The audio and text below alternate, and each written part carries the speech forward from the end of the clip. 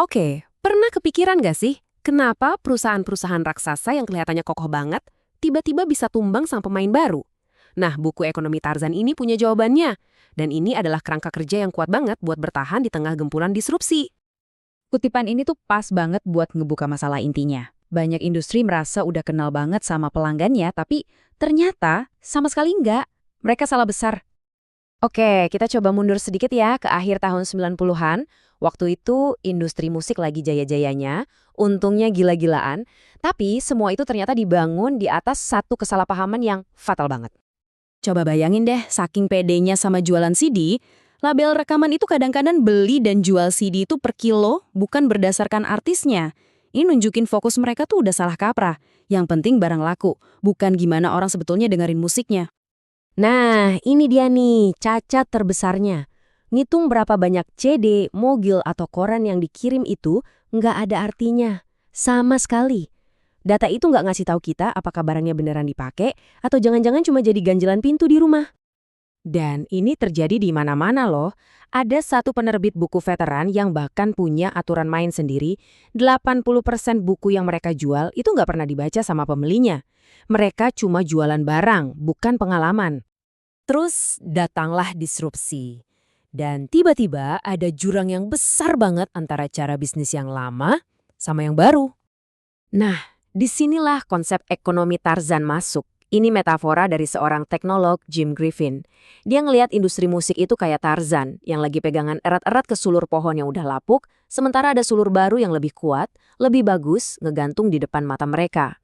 Bahkan majalah sekelas The Economist udah ngasih peringatan loh. Mereka bilang Napster itu wake up call. Udah saatnya industri musik beralih, lepasin sulur CD fisik yang lama, dan pegang sulur digital yang baru.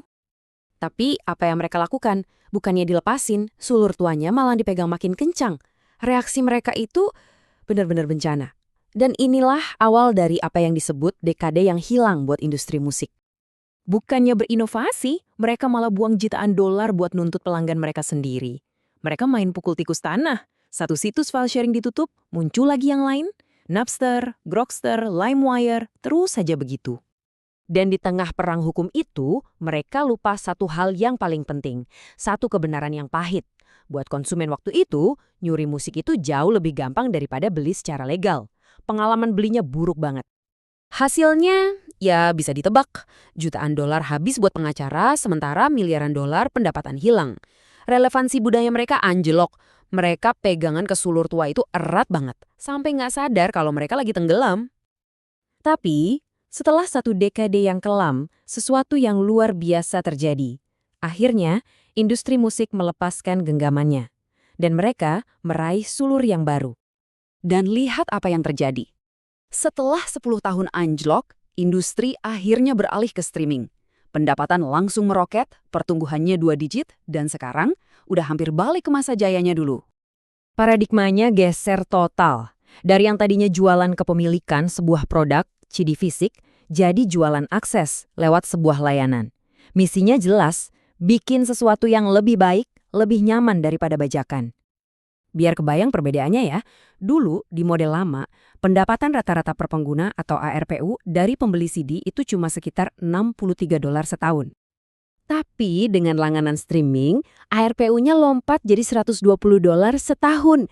Jauh lebih untung. Ini bukti kalau model baru ini jauh lebih berharga. Mereka nggak makan bisnis lama, karena bisnis lama itu udah menuju nol. Dan ini bagian paling pentingnya. Untuk pertama kalinya, industri musik nggak cuma tahu apa yang orang beli, tapi mereka tahu apa yang orang dengarkan. Lagu mana yang di-skip, mana yang di-save, mana yang di-share. Streaming ngasih mereka pemahaman yang super mendalam soal konsumen. Oke, cerita ini kan keren banget ya, tapi ini bukan cuma soal musik. Ini adalah sebuah kerangka berpikir buat ngeliat disrupsi yang terjadi di mana-mana di sekitar kita. Nah, sekarang pertanyaannya buat kita semua. Kita semua pasti lagi ngadepin momen Napster kita masing-masing kan?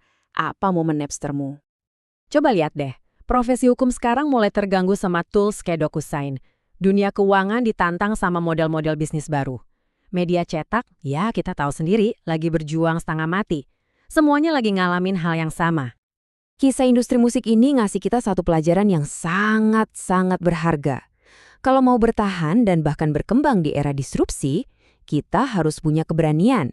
Keberanian untuk tahu kapan saatnya melepaskan sulur yang lama